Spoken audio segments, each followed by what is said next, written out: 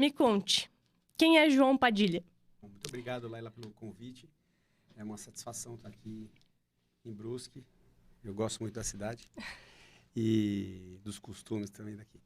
Bom, eu sou um advogado e em 2018 resolveu investir o que é mais importante na vida da gente, que é o tempo, para construir uma sociedade justa e também defender as liberdades que a gente tem na Constituição Federal, né? Eu sou advogado, então as questões jurídicas me tocam muito. E 2019 foi bem crucial porque eu comecei a perceber o que a gente estava sendo privado, né, em várias ações que a gente fez. E daí foram sucessões de atos de ativismo político, né? Mais ou menos isso. Legal. João, você é nascido em Florianópolis? Não, eu sou natural, nasci em São Paulo. Paulista. Moro paulistano, moro há muitos anos em Florianópolis, né? Sou casado com a Mariana, tenho 2 filhas, a Júlia e a Alicia também, elas estão me assistindo aqui. Um beijo para vocês, obrigado por me aceitarem, porque é muito difícil, né? A vida que a gente leva é que nem eu tô aqui e elas estão em Floripa, né? Poderiam estar mais, eu poderia estar próximo delas. E elas também dedicam o tempo da vida delas aceitando o pai e o marido que tem. Que não é fácil, né? Não A é vida fácil. política não é fácil. A ideia inicial não era me envolver com política, né? Mas tudo levou a gente assumir uma responsabilidade social, assim, entendo? Social pelo coletivo, né? Pela cidade, pelo estado, tal, pelo Brasil. E não tinha como deixar de me envolver do jeito que eu me envolvi, né? Hoje eu não consigo ver uma coisa e não tomar partido, assim, né? Assim, de uma maneira muito... Ser neutro. não tem como, né? Neutro é só desinfetante, porque é sabão, né? Então eu me envolvi de uma maneira assim, que foi até a mais do que as pessoas costumam se envolver, né? Eu não vejo horário, não vejo tempo, não vejo dinheiro, eu me envolvo de coração mesmo, porque que a gente tinha conversado anteriormente, né? Algumas pessoas estão preocupadas com voto, né? E eu me preocupo realmente com que aquilo seja resolvido, definitivamente, assim. Que a gente falou, né? Que para muitas pessoas é número só, né? Não são... É legal, mas eu tô tendo um feedback muito positivo, porque as pessoas me procuram e agora tem uma onda enorme de fake news, né? Então, na dúvida eu falo que é fake news, sabe? Então, porque a gente vai acabar sabendo a verdade, né? Então, 1 hora, 2 de delay não vai fazer diferença na tua vida. Então, a tua vida das pessoas, né? Porque as pessoas estão muito ansiosas nesse momento de pós-eleição. Deixou as pessoas muito, muito preocupadas. Então, eu tento acalmá-las. Não são só algumas pessoas, né? É o país, né? Besteira. Aonde tu vai, todo mundo tá falando da mesma coisa e quer saber. Se você sabe um pouquinho mais, elas querem informação e elas anseiam, assim, você vê o desespero das pessoas, seja por uma resposta, seja boa ou ruim, elas querem aquela resposta. E eu vejo que as pessoas te procuram para isso, né? Porque eu vejo que o teu Instagram, ele cresceu muito, né? Nesse tempo, porque as pessoas buscam alguém que tenha respostas, né? Sim. Eu tenho contato com muita gente também, né? Sim. Qualificada, digamos assim, porque são pessoas que têm um posicionamento honesto, sobretudo, né? Crítico, pessimista, porque o conservador é pessimista, né? A gente é realista, mas a gente entende o que está acontecendo. E não adianta você florear uma situação de que talvez ela não aconteça, né? Então, se acontecer para o melhor, você vai pecar não pelo excesso pelo zelo, né? Não vai ter problema com isso. Tá ruim? Tinha uma pergunta aqui, se você é deputado, qual cargo ele tem na política. Não, você concorreu, né? Concorri, isso. Na verdade, como eu falei, né, em 2018 eu fiz campanha gratuitamente pro presidente Bolsonaro, foi então candidato, e algumas pessoas se agregaram ao meu movimento. Eu criei um movimento chamado Conservadorismo Floripa. Você que criou? Eu criei, e daí algumas outras pessoas me apoiaram, né? Porque não adiantava, eu não queria que as pessoas me procurassem para dizer aonde vai ser o novo movimento, onde vai ser o encontro, o adesivaço, enfim. Porque eu comecei a fazer campanha Bolsonaro em abril de 2018, né? Eu tinha acabado de fazer uma cirurgia. Na primeira eleição. Acabei de fazer cirurgia, tinha acabado de fazer cirurgia no joelho e eu mandei fazer 2.000 adesivos por conta própria e achei que era um momento de eu me envolver com aquilo. Então eu criei o grupo para as pessoas seguirem o grupo, né? E não o João. Então, o foco não sou eu, a gente passa, né? Então, eu queria que as pessoas focassem em uma instituição, um grupo, para poder se mobilizar. Então, eu tive sucesso com isso, né? Criei o Instagram. O Instagram, acho que em uma semana deu 4.000 curtidas, assim, seguidores e tal. E hoje está com 15 mil. Né? Daí tem Instagram, tem Facebook, YouTube, Twitter. Então, todas as redes têm algumas milhares de pessoas seguindo.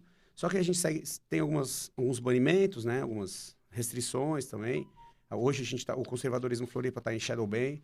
Então, daí eu comecei a usar a conta do ADV João Padilha. Isso em 2018, né? 2019 passou, daí na sequência tem as questões políticas lá daqui de Santa Catarina, né? Que especialmente o governador... então governador, né? O atual governador, ele se posicionou dizendo que ele teria sido eleito por mérito próprio, não teria necessidade do apoio do Bolsonaro, que quem fazia arminha com a mão era extremista. Ele fez isso. E eu me manifestei, eu fui o primeiro a me manifestar em... Isso aconteceu. Sim, de fato. Ele deu uma entrevista 17 de abril para o Cacau Menezes e ele falou, assim, impropérios, né? Então, assim, eu admito várias coisas, até comida fria, mas eu não admito traidor. Né? Sim. E eu comprei essa briga, eu falei, não, eu falei isso no microfone, no carro de som, assim, as pessoas enlouqueceram, falando que eu era comunista, não sei o quê. Eu falei, não, beleza. Só que demorou, né? Porque a verdade, às vezes, ela demora a vir à tona, né?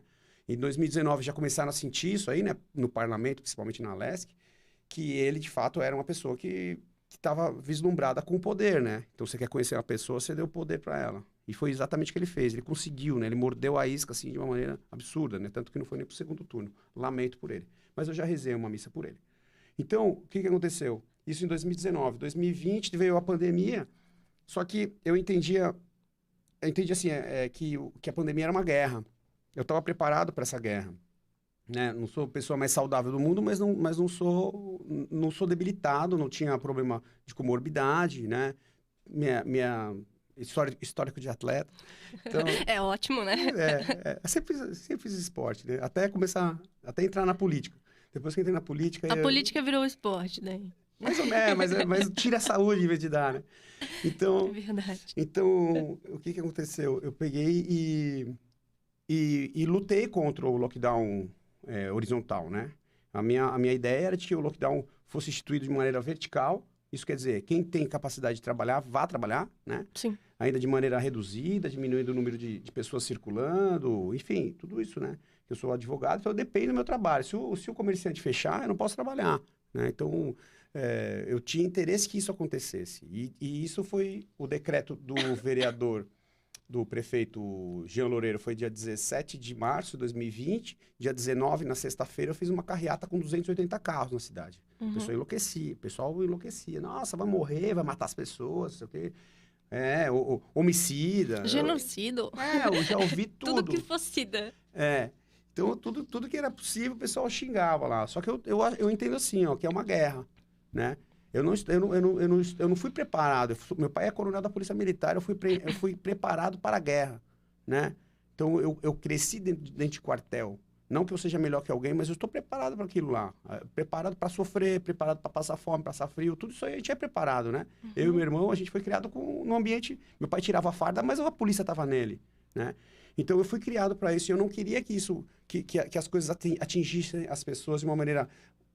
Do que foi, né? Do jeito que foi. Então, a gente fez a carreata e tal.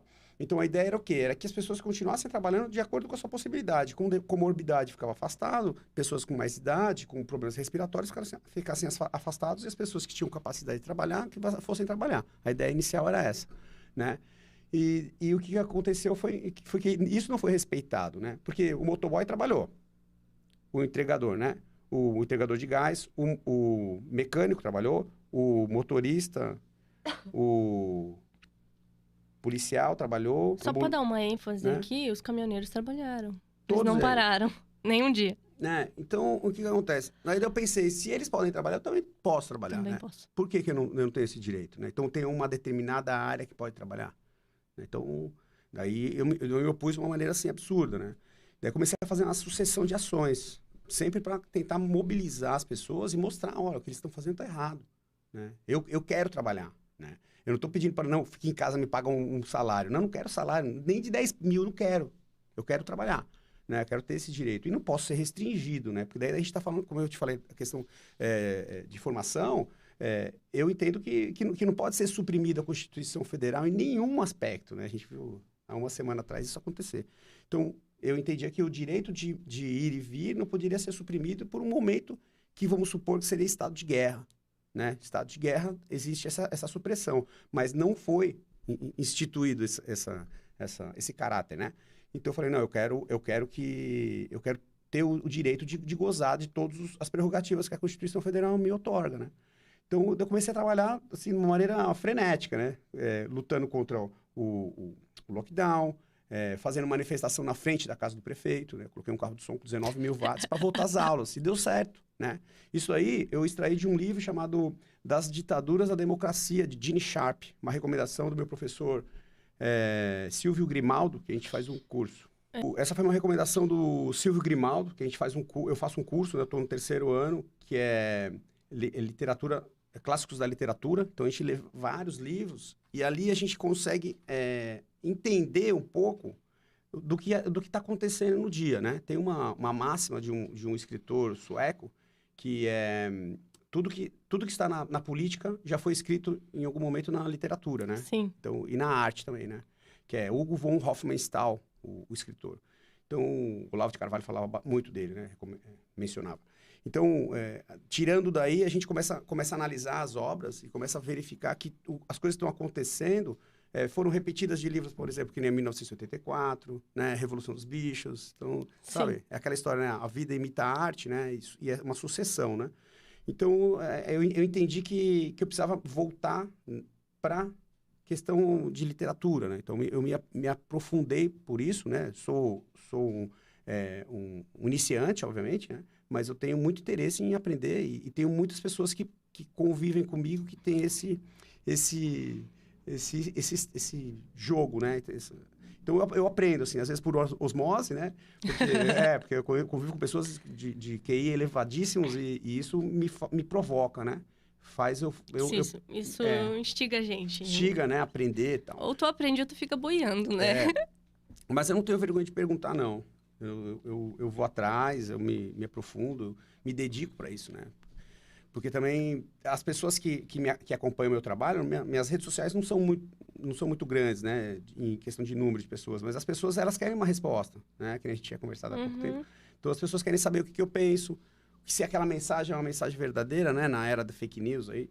Então, eu tento sempre dar uma informação para as pessoas. Eu não dou imediatamente, porque eu não sou veículo de informação, Sim. Né? Não tenho essa pretensão aí. Tem algumas pessoas aí que costumam fazer isso aí. Ah, não, olha aqui, ó, news, né? Então, bomba, sabe? Então, meu negócio não é esse. Meu negócio é dar informação precisa, né? E com cunhos que eu sinto, né? O negócio é você passar aquilo que você acredita, não que as pessoas estão esperando a resposta. Isso, e mergulhada na verdade, né? Meu foco é esse, né? E se eu tenho alguma dificuldade com isso, eu falo, ó, espere um pouco, né? Vamos ver o que vai dar, né? As pessoas querem saber, e agora, né? Os áudios do general, sabe? A gente tá nessa fase aí, né? O áudio do general, porra, eu recebi 20 áudios do general.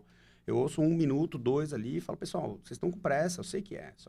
Só que a máxima do próprio conservador é essa, né? A gente ter calma, né? Manter o que a gente... Então, a ideia que eu tenho é que eu consiga transmitir isso para as pessoas. E as pessoas cobram isso de mim, né? Você fica 1, 2 dias sem falar alguma coisa, pô, o que aconteceu? Não sei o quê. Então, eu tento trazer alguma informação que seja positiva. E com qualidade também, né? Eu não quero ser veículo de informação, senão você pega aí um canal, aí, um bombástico qualquer, e tu vai ver a informação. Entendeu? Mais ou menos isso aí. Vai lá.